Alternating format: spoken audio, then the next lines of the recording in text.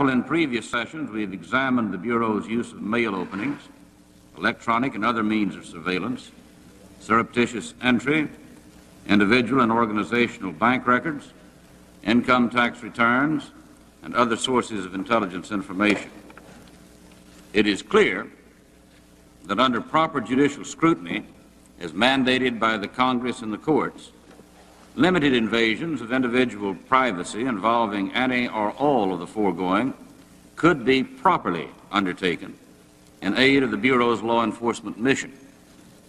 The focus of our inquiry has been, and will continue to be, the use of these and other techniques without the sanction of judicial authority and for purposes often unrelated to law enforcement, as it has been traditionally defined in our country.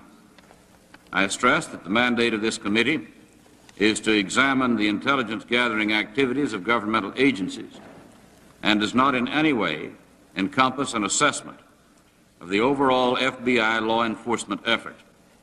We make no attempt at overall assessment. With respect to those FBI activities which have come to be known as domestic intelligence, our inquiry has revealed a further bifurcation of the Bureau's areas of concern.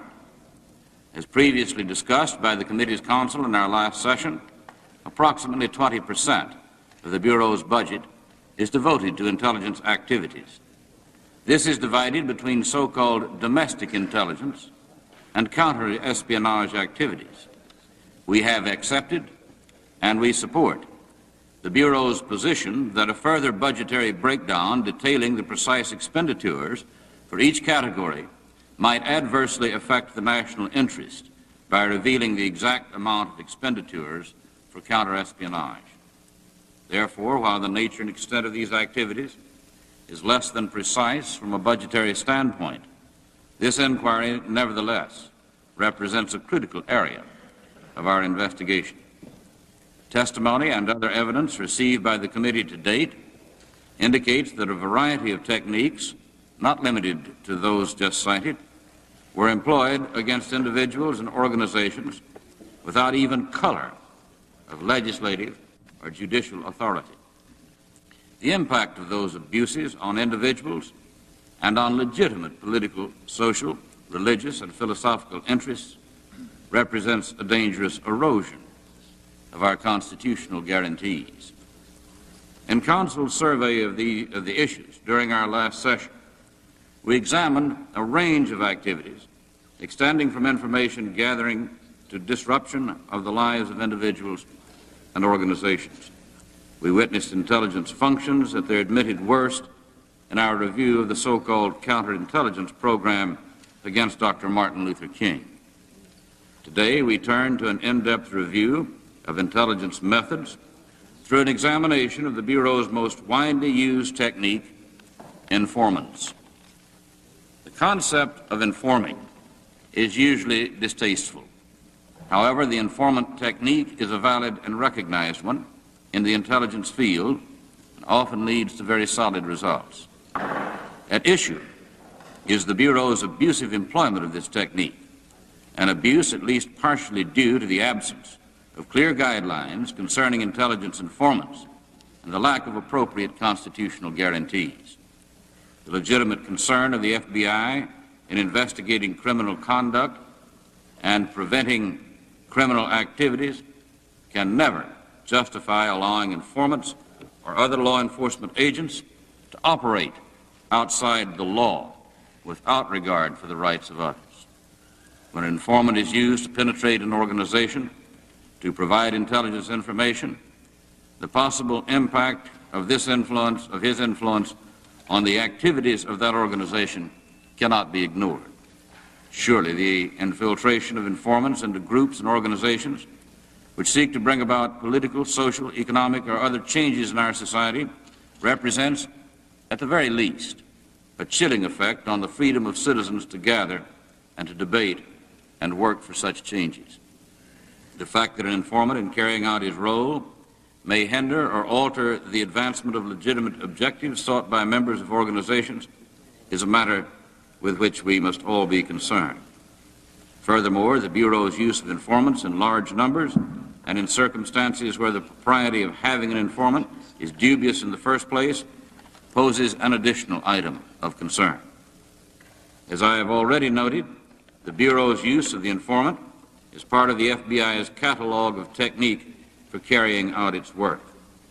Our hearing today will focus first on the roles actually played by two informants, one who infiltrated the Ku Klux Klan, another who infiltrated Vietnam veterans against the war.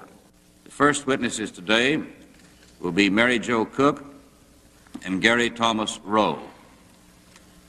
Mr. Rowe will be wearing a hood so that he cannot be physically identified. He believes that physical identification would be inimical to his personal safety.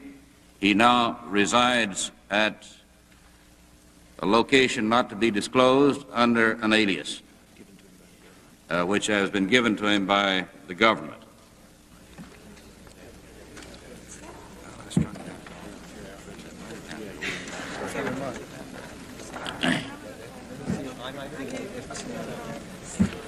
Sworn, please. Do you solemnly swear that the testimony you're about to give before this committee is the truth, the whole truth, and nothing but the truth, so help you God? I do. The witnesses are represented by counsel today. Would counsel please identify themselves for the record? Franklin Gertis for Mr. Rowe. Alan Blanchard for Ms. Cook. You may be seated. The chair now recognizes. Ms. Cook is also represented by Ms. Ann Bonner. Thank you. The chair now recognizes the minority counsel for the committee. Committee's inquiry with examination of Ms. Cook. And Ms. Cook, if you will, I'd like to begin by starting with your first affiliation with the Federal Bureau of Investigation, if you will. It's my understanding that your contact began in the summer of 1973. If you could, just briefly for the committee, explain how that contact came about. Yes. Excuse me. I was living with a man who... Would you pull your mic a little closer? Sorry. I was living with a man who was working for the Bureau and who had been working for the Bureau for about a couple of months as an informant. He asked me, I observed his activities, we discussed his activities, and then he subsequently asked me if I would consider becoming an informant. He took me Which group was he informing for? He was informing for the FBI. And who was he informing about? He was informing on the Vietnam Veterans Against the War Winter Soldier Organization. Proceed. Okay. He took me to a meeting. After we returned from the meeting, we discussed in more detail how he felt about being an informant, what he did, why he did it. And when I said that I would be open to talking about being an informant with the FBI, he set up a meeting, and then the FBI came to my house to discuss it with me. An agent came to visit you for the purpose of discussing your becoming an informant? Yes. What was the nature of that discussion? What were you asked, if anything, to do by the FBI? The major understanding that I got from the meeting was that VVAW-WSO was an organization primarily of veterans who were possible victims of manipulation. They had been through the Vietnam War, they had legitimate readjustment needs, and the Bureau was afraid that they could become violent or could become manipulated in a cause or a social concern, and they wanted me to go in there, participate in the organization, and make sure that the veterans didn't get, quote-unquote, ripped off. So I was to be, they used words like be a voice of reason, be a big sister, be sort of a guiding force in the organization, and keep things calm, cool, and collected. That sounded like a legitimate thing to do, so I agreed to work for the FBI. In addition to maintaining reason and keeping things calm and cool, what other functions, if any, were you assigned by the FBI? Well, this whole scenario that was presented was called what it was, being an informant. So I was to go to meetings, write up reports or phone-in reports on what happened, who was there, in some way to try to totally identify the background of every person there, what their relationships were, who they were living with or sleeping with, to try to get some sense of the local structure and the local relationships among the people in this organization. And so I would go to a meeting, identify the people who were present, identify them as individuals, and then identify the substance of the meeting. You identified the attendees by name. Yes, or by physical description if I didn't know the name. Did you identify friends of persons who were associated with the organization? Yes, I did. Did you provide information on these persons' places of employment? Yes, I did. And you said you provided information on their personal relationships. Yes, I did. How did you come to gain this kind of information? Much of this information would be, initially, it would be gathered at a meeting. People would joke in personal conversations. They would drop information about themselves. As I got to know them as personal friends later, then much more information, I had access to much more information. Did you report back to the Bureau all information gained? No, I did not report back to the Bureau all information gained. Initially, when I worked for the Bureau, I did. I had little way of I was alien to the situation. They said, go into this, and so I had no way of really knowing what was important, what wasn't important. So in one sense, I was a vacuum cleaner for information, just gathering it. As I became more familiar with the context within which I was working, I was able to make decisions about what was important information and what was not. Was this on your initiative, or were you given guidance as to what to exclude? This was on my initiative. Did you report information on the political views of these persons? Yes, I did. Ms. Cook, how many people were involved in this reporting back process? How many people did you report on? Well, I figured that there were about 50 core people in the organization in the local chapter in Buffalo. And if you look at it in concentric circles, there's perhaps 250 people in the Buffalo community whose names I identified as being leadership one way or the other in social issues that they were active in. And then perhaps 400 people nationally, when you take a look at National VVA WWSO and all of the organizations that I came into contact with. And then when you add to that the mailing lists that I've turned over and the names that came into my hands as being active or interested members of VVA WWSO, that may be as many as 1,000 names. With respect to the value of what you had given to the Bureau, was there any formal process for identifying what was important as opposed to the trivia that may have resulted from your communications with them? Repeat the question. Yes, what I'm asking is what system, if any, was communicated to you regarding the importance of certain kinds of information? Was it determined on the basis of some guidance by the Bureau? Was it determined based on the amount of pay received for information? Was there any system designed to communicate to you what was important? Okay, beyond general guidelines, identifying people who were present and being aware of people with a propensity for violence, there were no guidelines as to what information was important or wasn't important. My financial arrangement with them was on the basis that I would turn over all information gathered. They would look it over. They would decide what was of value to them and what wasn't of value to them, pay me accordingly, without necessarily identifying what they considered essential. They rarely gave me information. They didn't define my context and then ask me to go into it. They just said, we want you to go in there. We're not going to tell you anything about it. You figure it out. I figured that was fair. And your pay was based on the Bureau's assessment of the value of the information which you turned over? Yes.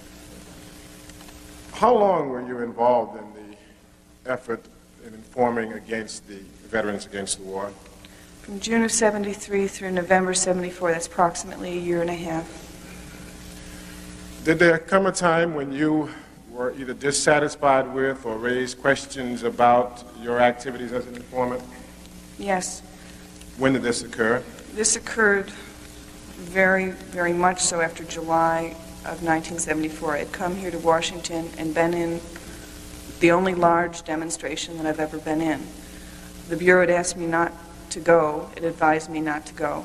I came and I saw people that I had met in the course of my activities with blood running down their heads. I came back from Washington very upset, and I started talking with the FBI about all of the contradictions that I was starting to see. I didn't understand what my involvement was anymore. So I started saying to them, I don't see the reason for my continuing. It seems to me that you don't understand what I'm telling you. These people don't need me functioning in their midst. And if you can't give me assurances that the information that I'm giving you, which you seem to strip a context away from, isn't going to be used against these people, then I cannot continue. And they tried to give me assurances. They brought someone from Washington to talk to me, and he talked in humanist philosophical terms about why I should continue and how everything was all fine and good. But I was very dissatisfied with those conversations, and I insisted on quitting. I gave them a month's notice, and I quit. This person from Washington who talked to you in philosophical terms, do you recall the substance of that conversation? In this effort to get you to remain as an informant, what kinds of reasons were advanced?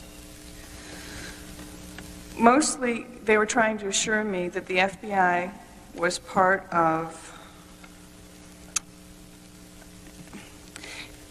Our conversations were really far-ranging. We discussed all sorts of social issues, from poverty to the space program to ecology. They tried to assure me that things were doing fine, the status quo was really fine. I was involved with a group of people who had really bad readjustment needs as veterans, who didn't have social programs that were sufficient for them. I was also involved in welfare rights. And I was constantly meeting people who lived with a degree of poverty that provoked them and irritated and frustrated them, and they turned to self-help programs. So here I have on one hand a man telling me that things are fine and that my work for the Bureau is part of making sure that dissidents who somehow, they had no sympathy with the poverty and the consequences of that poverty that I was viewing firsthand and living with day to day. So that we were really very much miles apart in our discussions about what was fine and what was not fine in America. And they could not give me the assurances that this information would not be used against people, because I no longer could trust that their interest in these people, that they were just not sensitive to what the real needs of these people were. And was it then shortly after this that your role as an informant was terminated, that you indicated you no longer desired to work in this capacity? Yes. Let me just raise one final area of inquiry with you. In our previous discussion, you indicated that there came a time when you had become involved in the Attica Defense Project representing the Vietnam veterans against the war, and that as a part of such you had been involved in things like the jury survey effort. Yes. My question is, did you communicate to the Bureau any of your efforts in this regard as they related to the Attica defense effort? Yes, I did. I was put in a position, I was told not to bring to the FBI's attention any information that legally they shouldn't have. But I'm not a lawyer, and most average citizens cannot make decisions about what's legally significant and what's not legally significant. There are many instances where I passed information thinking that I could legitimately pass that information. I now understand that that information, legally the FBI should not have had that information. And I feel badly about that, but I also know that I was put in the kind of position where I was required to make a professional decision, and I could not make a professional decision. Ms. Cook, did the information passed include correspondence between you and the Attica defendants? Yes. Mr. Chairman, that concludes my examination of the witness. Yes, it would. From when to when? Sir, from approximately 1959 to 1965. Can you draw the microphone a little closer to you? From approximately 1959 to 1965. In 1965, did you surface in connection with a murder case? Yes, I did. Whose murder and what role did you play in that case? I was in the automobile the evening the woman, Mrs. Viola Luzio, was killed by a group of Klansmen. And this was a situation in connection with the Selma March where a woman from Detroit was killed while she was riding in a car after the march. That is correct, sir. And you surfaced and testified at 3 trials, which ultimately resulted in a conviction of the persons who had committed that murder. Is that right? That is correct, sir. All right. I want to go back, Mr. Rowe, to how you came to that point and what you did as an informant before performing that service. Had you served in the government prior to being a Klan informant? In the military forces? Yes, sir.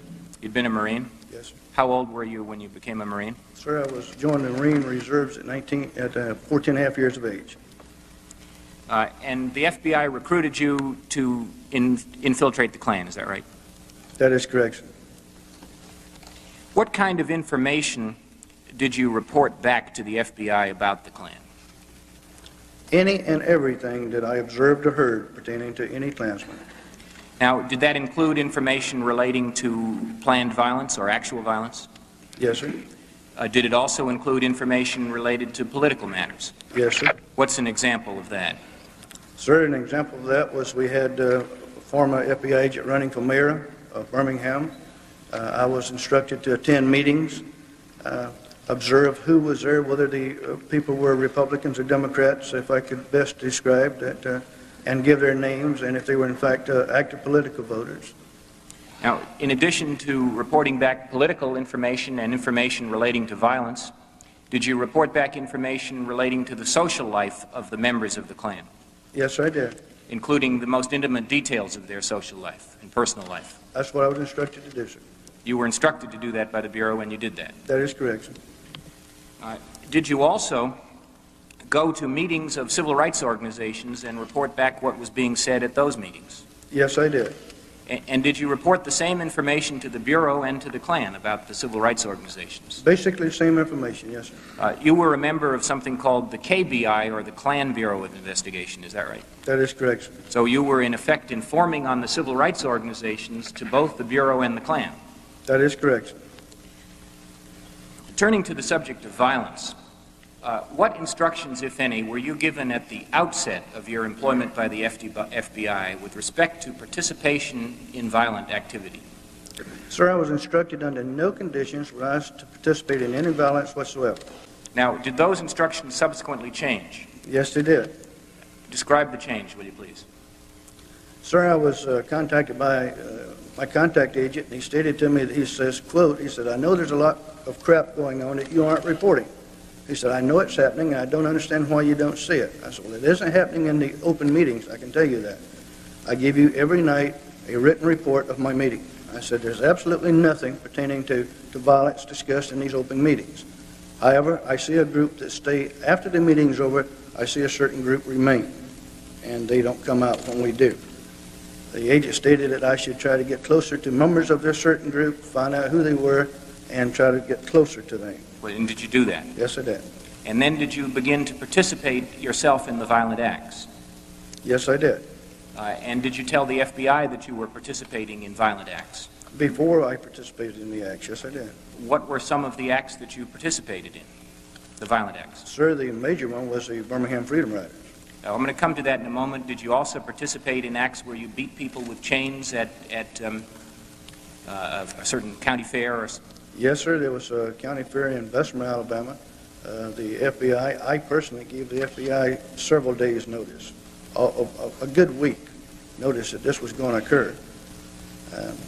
My instructions were, well, to hang in, go and see what happens. Just work your way in. And did the FBI ever tell you that when you went to these violent occasions, you should stand back and not participate, or did they say you're on your own and do whatever you think is necessary?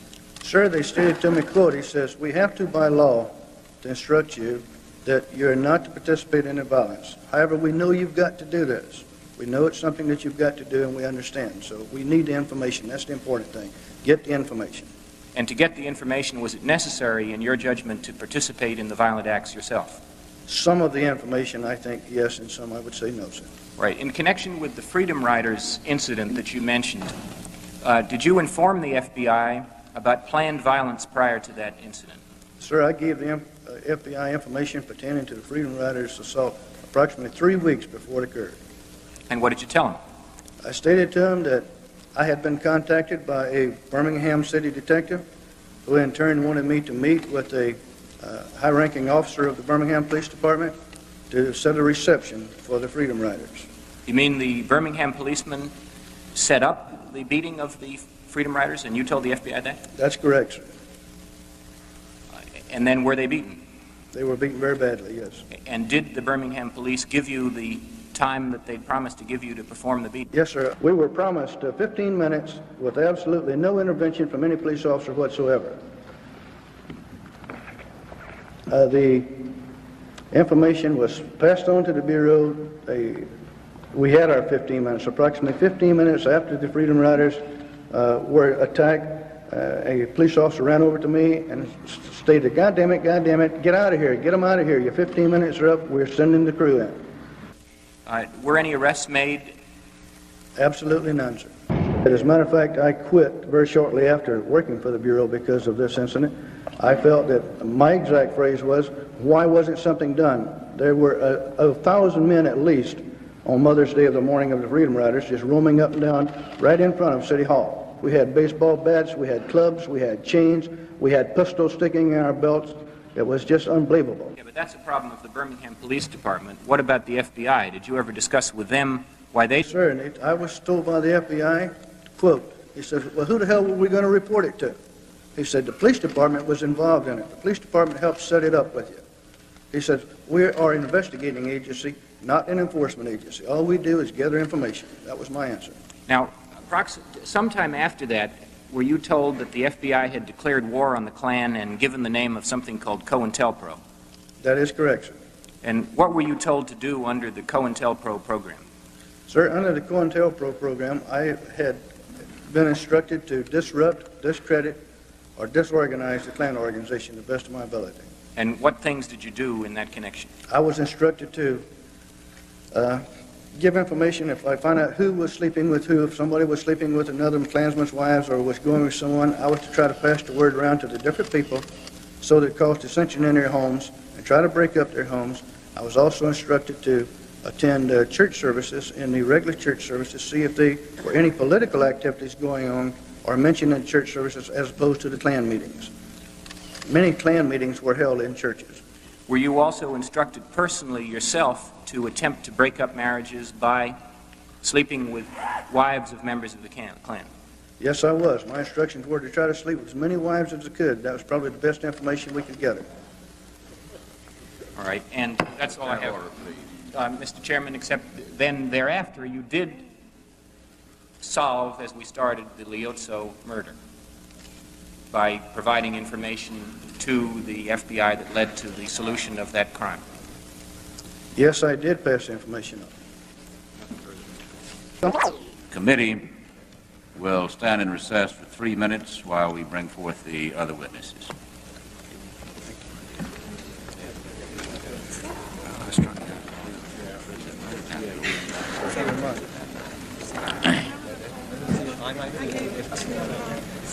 I think all of them should be sworn in. Just I don't know, it's taking so long to get through that.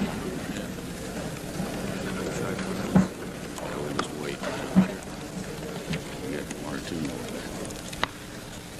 Now, your question is what criteria? What criteria do you use in the selection of informants? Well, the criteria vary with the needs. In our cases relating to extremist matters, surely in order to get an informant who can meld into a group which is engaged in criminal-type activities, you're going to have a different set of criteria. If you're talking about our internal security matters, I think we set rather high standards. We do require that a preliminary inquiry be conducted, which would consist principally of checks of our headquarters indices, our field office indices, checks with other informants who are operating in the same area and with various established sources such as local police department.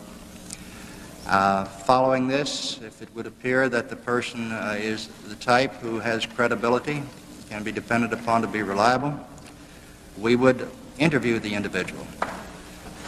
in order to make a determination as to whether or not he would be willing to assist the FBI in discharging its responsibilities in that field. Following that, assuming that the answer was positive, we would conduct a rather in-depth investigation for the purpose of further attempting to establish credibility and reliability. How does the Bureau distinguish between the use of informants for law enforcement as opposed to intelligence collection? Is the guidance any different, or is it the same, or what? Well, Mr. Adams. It was passed on to those who had the responsibility to do something about it. It was not always acted upon, as he indicated. And in none of these cases, then, there was adequate evidence of conspiracy to give you jurisdiction to act. The departmental rules at that time, and still do, require departmental approval where you have a conspiracy. Under 241, it takes two or more persons acting together. You can have a mob scene, and you can have blacks and whites belting each other, but unless you can show that those that initiated the action acted in concert in a conspiracy, you have no violation. Congress recognized this, and it wasn't until 1968 that they came along and added Section 245 to the Civil Rights Statute, which added punitive measures against an individual. There didn't have to be a conspiracy. But this was a problem that the whole country was grappling with. The President of the United States, Attorney Generals, we were in a situation where we had rank lawlessness taking place at, as you know from the memorandum we sent you, that we sent to the Attorney General, the accomplishments we were able to obtain in preventing violence and in neutralizing the Klan, and that was one of the reasons. What was the Bureau's purpose in continuing or urging continued informant surveillance of the Vietnam veterans against the war? Was there a legitimate law enforcement purpose, or was the intent to alter political expression? We had information on the Vietnam veterans against the war that indicated that there were subversive groups involved. They were going to North Vietnam, meeting with the communist forces. They were going to Paris, attending meetings paid for and sponsored by the Communist Party, the International Communist Party. We feel that we had a very valid basis to direct our attention to the VVAW. It started out, of course, with Gus Hall in 1967, who was head of the Communist Party USA, with comments he made. What it finally boiled down to is a situation where it split off into the Revolutionary Union, which was a Maoist group, and the hardline communist group.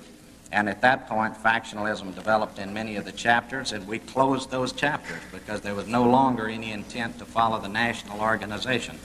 But we had a valid basis for investigating it, and we investigated chapters to determine if there was affiliation and subservience to the national office. Mr. Winall was in non-intervening in the Roe situation when violence was known. Well, Senator Schweiker, Mr. Adams did address himself to that, and if you have no objections, I'll ask that he do that. The problem we had at the time was that and it's the problem today, we're an investigative agency. We do not have police powers even like the United States Marshals do. The Marshals, since about 1795, I guess, or some period like that, have authorities that almost border on what a sheriff has. We're the investigative agency of the Department of Justice, and during these times, the Department of Justice had us maintain the role of an investigative agency. We were to report on activities. We furnished the information to the local police who had an obligation to act. We furnished it to the Department of Justice. In those areas where the local police did not act, it resulted finally in the Attorney General sending 500 United States Marshals down to guarantee the safety of people who were trying to march in protest of their civil rights. This was an extraordinary measure because it came at a time of civil rights versus program, since it's obvious to me that a lot of informers are going to have pre-knowledge of violence, of using U.S. Marshals on some kind of a long-range basis to prevent violence. We do. We have them in Boston in connection with the busing incident. We're investigating the violations under the Civil Rights Act, but the marshals are in Boston. They're in Louisville, I believe, at the same time. And this is the approach that the federal government finally recognized was the solution to the problem, where you had to have added federal import. But instead of waiting till it gets to a Boston state, which is obviously pretty advanced confrontation, shouldn't we have somewhere a coordinated program that when you go up the ladder of command, the FBI, that on a immediate and fairly contemporary basis, that kind of help can be sought instantly, as opposed to waiting till it gets to a Boston. I realize it's departure from the past. I'm not saying it isn't, but my point is, it seems to me we need a better remedy than we have. Well, fortunately, we're at a time where conditions have subsided in the country, even from the 60s and the 70s and periods like, or 50s and 60s. We report to the Department of Justice on potential trouble spots around the country as we learn of them, so that the department will be aware of them. The planning for Boston, for instance, took place a year in advance with state officials, city officials, the Department of Justice, and the FBI. Our approach, our only approach, was through informants. And through the use of informants, we solved these cases. The ones that were solved. There were some of the bombing cases we'd never solved. They're extremely difficult. But these informants, as we told the Attorney General and as we told the President, that we had moved informants like Mr. Rowe up to the top leadership. He was the bodyguard to the head man. He was in a position where he could forewarn us of violence, could help us on cases that had transpired, and yet we knew and could see that this could continue forever unless we can create enough disruption that these members will realize that if I go out and murder 3 civil rights workers, even though the sheriff and other law enforcement officers are in on it, if that were the case, and some of them it was the case, that I will be caught. And that's what we did, and that's why violence stopped, was because the Klan was insecure, and just like you say, 20%, they thought 50% of their members ultimately were Klan members, and they didn't dare engage in these acts of violence because they knew they couldn't control the conspiracy any longer.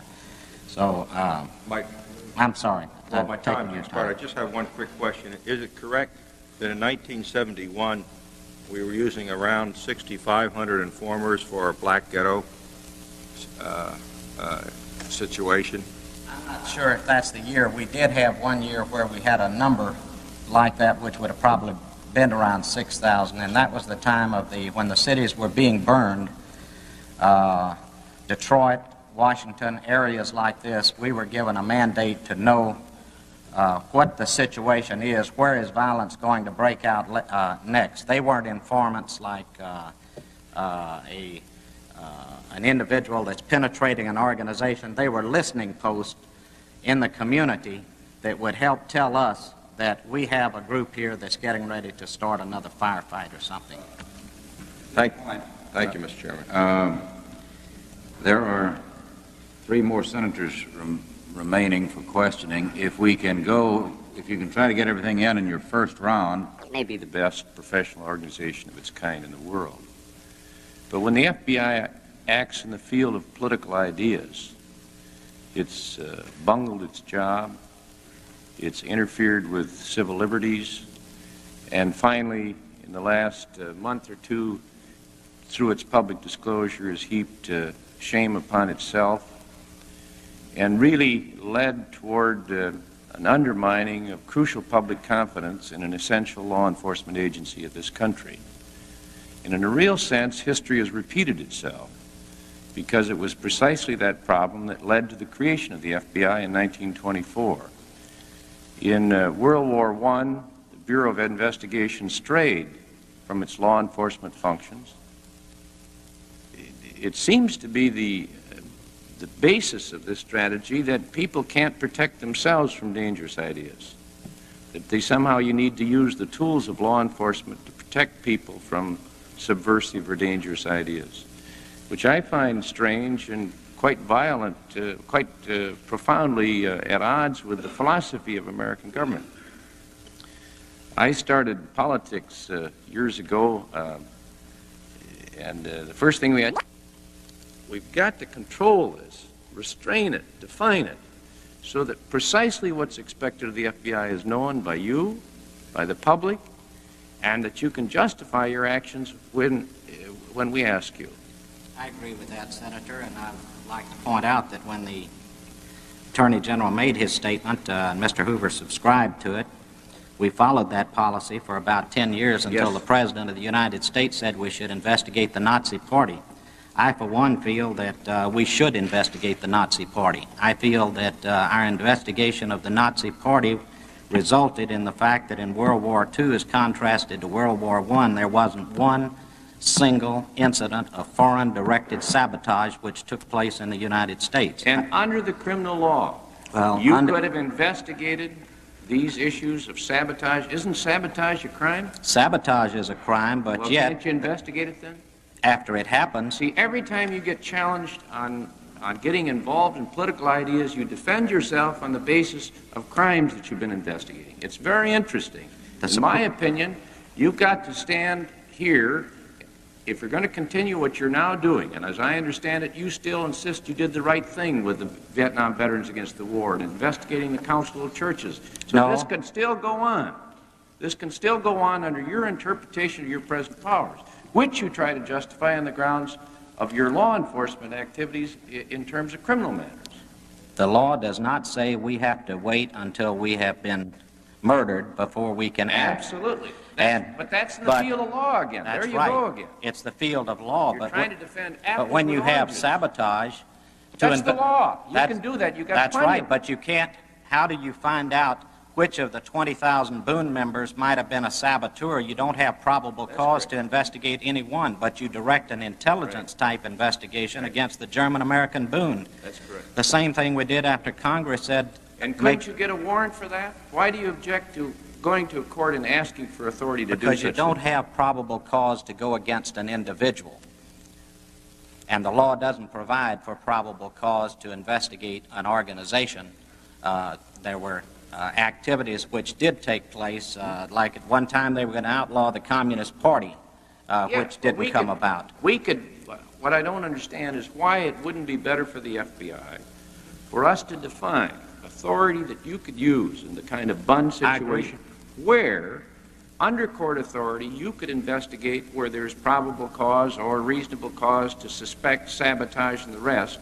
Wouldn't that make a lot more sense than just making these decisions on your own? We have expressed complete concurrence in that. We feel that we're going to get beat to death for the next 100 years, Right. the damned if you do and damned if you don't, Right. if we don't have a delineation of our responsibility in this area. We got an issue in America. Too many good docs are getting out of business.